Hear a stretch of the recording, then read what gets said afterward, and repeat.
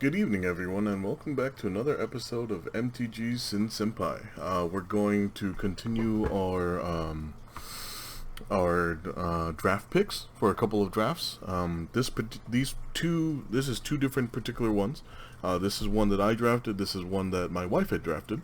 Luckily, my wife is a wonderful woman that likes to draft and play Magic with me as well, so I've lucked out. In this particular event, it was at a store. I forget the name of the store off the top of my head at the moment, but it was their game day, and I unfortunately did not get first. Neither did my wife, but we did get second and third place, and I got third, and my wife got second. So these are our draft decks from that day. This was from about a week, maybe 2 weeks ago now, if I remember correctly. My apologies for not uploading the video sooner. Just been kind of hectic going through a lot of things, but let's get right on into it. So these are the actual decks, and then these are the sideboards. And for each pile, I've kind of organized them already by at least mana value or converted mana cost. I'm still getting used to saying mana value. And then I put the rares on the back for each pile. So this is my deck that I ran. This is my sideboard from that event. And so these are the things that we pulled. I'm pretty happy about this particular event. I did some crazy things, and if I remember correctly, I did sort it out. But looking at them again, I believe I went 5 colors with this particular deck, or I might have gone 4, something like that. With Double Masters and those Cryptic Spires and the Bounce Lands, it's just a lot of fun, and this card definitely is an all-star all the time. A lot of fun, and definitely enjoyed this particular draft. Did a lot of crazy, goofy things, and of all things, I think my opponent that really beat me out was someone that played Lavalanche on me multiple times, which I think was just insane. Like, every game he pulled a Lavalanche on me. Now getting into the rares, went to Greater Gargadon, Yahenni, Grand Arbiter Augustin the Fourth, I believe is how that's pronounced, Mindrack Liege, Marchesa the Black Rose, and Aurelia the War Leader. This card definitely draft all-star. Did win me a couple games for sure. These rares are kind of what pushed me into my 4 colors. I only really splashed for the black. I almost went 5. Now I remember. I almost went 5, and then there's a rare in this particular pile that I decided that almost pushed me into doing that. But just laying out all the rares for everyone to see again.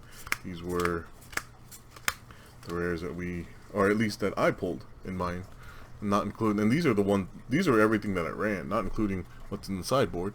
Sideboard I didn't really organize. I kind of just put them there. I had a particular route that I was going initially, and then whenever I saw the the Aurelia in pack 2, it's kind of when I started diverging and changing everything a little bit. But yeah. This definitely was a lot of fun. I believe this was a 10-man pod, so the picks were a little bit different. Every time we did the draft, someone made a mistake or another. It was pretty crazy, and yeah, there's the fun money card. We got a Teferi's Protection. This one I unfortunately did not run. I'm sure it might have helped me, but I had to make cuts to make room for the crazy things. And then a Guided Passage, just because you'd be surprised whenever you think, even though your opponents have to pick things for you, the fact that they're giving you, what is this? I believe that's 4 cards. They search for a creature, a land, a non-creature, and a non-land. So yeah, 4 cards. So they have to search for 4 cards to give you in your deck. And depending in draft, that is a lot of value. And I mean, if you just load your deck up properly, you should be getting good stuff all the way. But yeah, these are just the picks that I got on my own. Now, this is my wife's deck that got second place, and man, I talked about it with her later. She didn't really realize that she was winning until she got to essentially the finals, where it was just her and this one other guy being the undefeated. And of course, the guy that beat her is the guy that beat me.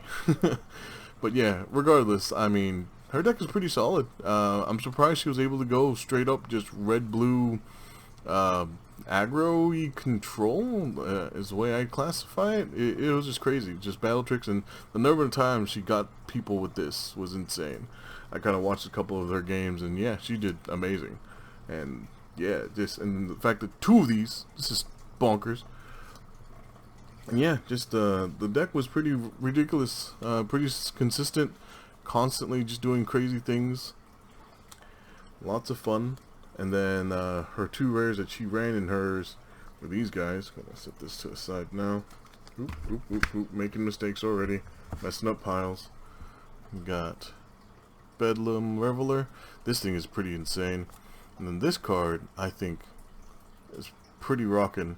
The fact that you can get fresh hands pretty much constantly, pretty nice. And then these are her sideboard. Foil Riftbolt, pretty nice. I'm surprised he didn't run it, to be honest, but I mean, when you have so many good things to run, you have to make cuts. I mean, heck, Spell Pierce. Just crazy. And then like this pool, this pod was an interesting pod, that's to say the least. I mean, Bant Charm, lots of crazy things that, oh, this is definitely going into a couple commander decks that need it. Travel's Amulet, Boros Garrison, and then the rares that she got, which, man, pretty crazy. So Jodah, Cedrus, the Trader King. I know she was originally going with this, but when she went straight red-blue, she's like, forget it.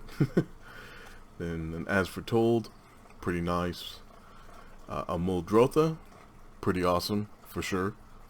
And then a Vedalken Orrery. So yeah, these are just her rares. And in her pack, she got like, what is it, 3 mythics? Pretty insane. I only got 1, and I didn't pull as many as, oh no, I pulled more rares overall than her. Well, at least in the pick-wise, but like, the ones that she took are the ones that she opened. A couple of the others, they were passed and I just kind of took them. But the fact that I believe she opened all of these, and I believe she picked the Jodah. I don't remember if she opened it or not. I'll have to double check with her. But yeah, her picks, I mean, draft pick wise, we came out pretty positive for sure. I mean, the Aurelia, the Muldrotha, the Vedalken Orrery, the Teferi's Protection, just crazy pulls. And of course, we got some promos as well. If you guys have not seen them yet, we got a Flame Slash, not too bad, and then we got Archmage's Charms. 2 of them, because we got in the top 8. Mind you, we got top 8 in a pot of 10, but, so, still, regardless, we still got them. It's pretty awesome. Very awesome. I personally am not the biggest blue player, but I might find a place to fit these guys in.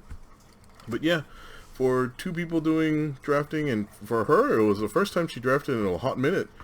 She did pretty good. I mean, getting second place in the Tedman pod is not the easiest for everybody, especially if you haven't played in a while.